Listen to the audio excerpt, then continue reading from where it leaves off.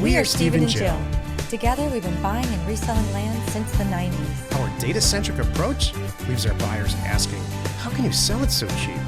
Here on the Land Academy Show, We answer that and more.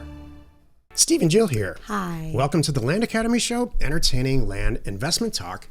I'm Steven Jack Butala. And I'm Jill DeWit, broadcasting from sunny Southern California. Today, Jill and I talk about using yard signs and the MLS for your land sales postings. What? What? Hold on a moment. I thought the whole point was not to see the property and not use MLS and agents and all that. I'm so confused. What year is it? What?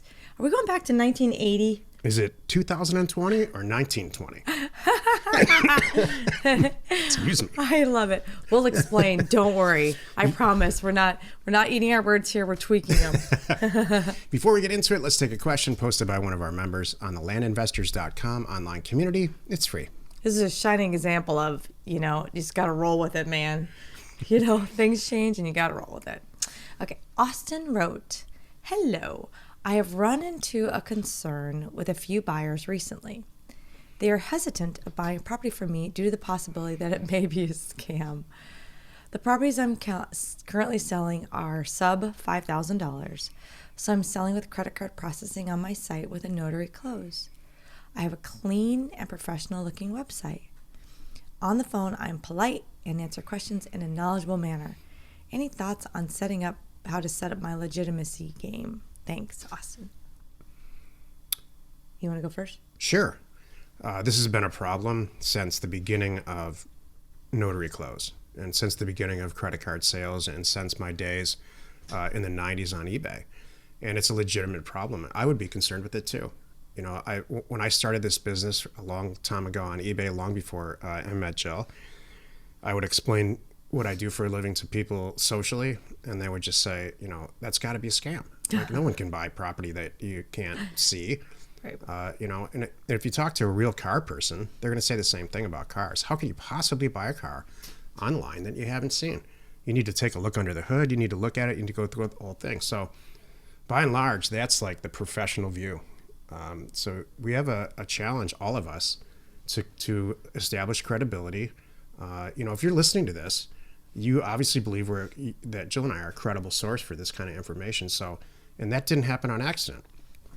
It happens by us doing 5 years of shows like this and talking in detail about stuff. So it's true. Online, you have to make yourself credible, right, and be credible. That's true. It's not. And it takes time. And if you're talking to him on the phone, all you have to do is talk to Jill on the phone for 3 minutes, and you're going to know that this is all credible. So I chose this question in a ton of questions on landinvestors.com because there's so many responses. There were probably 10 or 15 responses from members and non-members that this is a concern and it's a daily or weekly issue. So that's good. It's a great start. Your site looks good. You've got, the credit card processing pieces in place. But in the end, and I think the consensus on land investors was, you need to sell the property with title insurance, and you need to ask them to pay for it. That should soothe all of it. That's true. Do you have any Jillify advice? It sounds like he's doing it. When you always answer the phone, you're available. You have a company phone number, like you answer, Austin's Land Company, something like that, and you're consistent, you're available. Yeah. Then a lot of it's just going to take time to. What's the first thing you do when you question somebody's credibility? The first thing I do is Google them, yeah, and then look at their LinkedIn, look at their Facebook, look at their Twitter, all that. Just look at all that stuff. See if their pictures are consistent. What they do for a living, does it all match up? That's a big one for me. If it doesn't match up, I'm like, if it doesn't match up, then they question if they found the right person. And sometimes then I go, are you half into this or you're not really into this? So that I think really helps, especially with younger people. But in the end, if they really want to buy the property, then tell them to choose a title. You can almost tell what age they are when this issue comes up. It's usually older people of my age that say, okay, come on. That's a perfect solution. Here are our choices. I can sell it to you for $49.99, and you could wire me the money or do this, do that, and I'll help you get it recorded. Or if you want to go through title insurance, we can absolutely do that. No big deal. It runs about $1,200 in this county. You know, do you want to pay for that? I understand the extra security. We all know you're getting it cheap anyway, because we all know this property's worth, you know, $8,000 or whatever it is, you know. So we all know that there's room in there for it, and I'm happy to set that up for you. I totally understand your concern. And then the rest of it, like you said, with the 5-year thing, that was beautiful. It's going to take time. When they someday go to your website, Austin, and see all the properties available, all the properties marked sold, and they see you having, you know, positive comments on social media, things like that, then they're going to all calm down. Yeah, exactly. Drop our name. Just say, oh, I'm a Land Academy member. Go take a look at their stuff. That's true. There's a whole big, huge group of us. Check out Land Investors. You know, this is what we all do. Exactly. Today's topic, using yard signs in the MLS for land postings. This is the meat of the show. Jill and I interviewed Catherine and Michael Alon, and it aired yesterday. Yeah. And they told us about some very successful transactions that they've done. They've been with us for quite some time. Two super bright people. And the home runs that they're not the only member who've said this. The home runs that they've hit from a land deal standpoint involved yard signs. So here's the stats on that. You can't argue with the data. 50% of the people, this is a federal government statistic, although these days I don't know if you want to believe in that or not. 50% of the people who buy real estate live within a mile of that property, whether it's a house or land or any of that, not necessarily cap rate commercial real estate, but properties that we deal in. And so they're driving by this stuff all the time. So, you know, there's an old rule about commercial real estate and apartments and stuff that if you build an apartment building or buy an apartment building on a major street, you know, it's maybe not the best place to live, but it's going to lease up twice as fast just because of the traffic. So you got to get, if your property's on any type of traffic count road, and it's shocking how much traffic count information you can get if you just Google it. The counties and the cities in rural locations, everywhere really, are obsessed with traffic counts. So it's all free information. You just start Googling it with the municipalities. So signs, I say yard signs here, but I don't mean that. I mean like a sign that you write like you're 110 years old, land for sale, and the phone number. There's an advanced member, couple too, in Texas that this is the only way they sell land, and they sell it immediately. We do it like, and I even do it on every property now. I'm about to do it on every property, but we do it always when we do houses in those properties because it's just too easy to put a sign in it, and I leave it up for a while. You know, until it closes and the next person owns it, because every person that calls you saying, you know, and I just write investor special, you know, kind of thing with my phone number on there. And because that's what I'm trying to capture that community. Everybody drives by and sees like especially houses. It's obvious. Hey, investor special. They're driving by the neighborhood anyway. They're looking for more flips. So I get so many great buyer phone contacts, and after a 3-minute conversation, you know, with them, and I vet them and they vet me, it's like, Jill, will you text me? How do I get in the top of your list? Yeah. You know, can you text me when you have more? Can you email me? Can you call me? How can I get on, you know, find out quick? So here's what happens when you have 10 or 15 people in a market that are interested in buying from you that are, let's just say wholesalers, or in some cases with land, they're like collectors. They accumulate. They're probably retired, and they like land, and they keep buying it. What happens is it allows you to pay more. And when you start working a single area, I'm working a single area right now. And when you figure out you have a great land buyer base, or maybe you're doing something to their property that's changing it, like clearing it or putting up horse fences or some real simple thing like that, it allows you to go in and say, okay, for years I've been paying $100 to $200 an acre for this property all day long and reselling it for $3 to $4.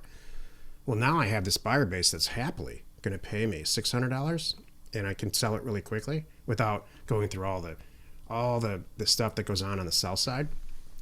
Well, I'm happily going to pay $4.50 now instead of $1 to $2 an acre. So there's a huge upside to collecting maybe you don't even need 10 people. Usually it's really 5 people that have a ton of money and that a lot of time on their hands, or they're renovators in the house case. Right. And you can move some serious property that way. So, and that I'm trying to think of a case in my personal career where that didn't happen with yard signs, Right. and I can't think of one. Right. It's always the signs. It's good. Just a good little way to get more. The bottom line is you're trying to reach more people. Why not reach the people that are driving by right now? Somebody's going to, even if it's not them, they're going to go, hey, Bob, see that sign over there? While they're at the, picking up the feed, while they're at the feed store grabbing hay. Weren't you looking for a place to put all your, RVs or who knows, tools? Your tools. Tractors, dream it up. Now let's talk about the MLS, because this is a good one too. This is something that we have always, done since we years ago found out about flat rate MLS. So there's two versions of MLS postings. One is you have an MLS posting done with an agent, where you actually hire an agent, like a land specific agent, like a Whitetail Property or a Mossy Oak guy, which we have done for certain properties, and it's worked out fantastic. And they're doing the MLS posting for you, kind of thing. The other one is, hey, maybe you don't want to spend the money, you don't want to give up the 10% commission, so but you want to reach more people. There are companies out there we haven't talked about in a while, like I Love Broker Direct, MLS.com, but there's others that you can use. And for a flat rate, even as low as like $99, depending on the area, you just go in and put in the zip code and it tells you what it costs. You can get your property on the MLS. And if you look in the fine print, it automatically, whatever in those areas, in those regions, it'll automatically be picked up by many other websites. So you're not just getting it there. You might be getting it on, a version of LoopNet, and all kinds of other selling sites. You want to add to that? No. Okay. So why would I do that again? Reach. Certain properties, people are lurking in different areas, if you will. And like the broker thing, real quick, I want to just touch on that for a second. I don't use it on every property. I do it on higher dollar amounts or certain property types that are zones very specific that I may not have a bunch of people, like commercial. Usually it's commercial uses. I may not have a bunch of people in my back pocket on my buyers, or even if I do, I can just reach that many more. Hunting property, that's a huge example. And some of these land brokers are very good in their areas. They have a buyer's list that's a mile long looking for those properties, and I have had great success calling them up two ways. One, I call them up before I buy the property, get their opinions real quick, see how good they are and if I want to work with them.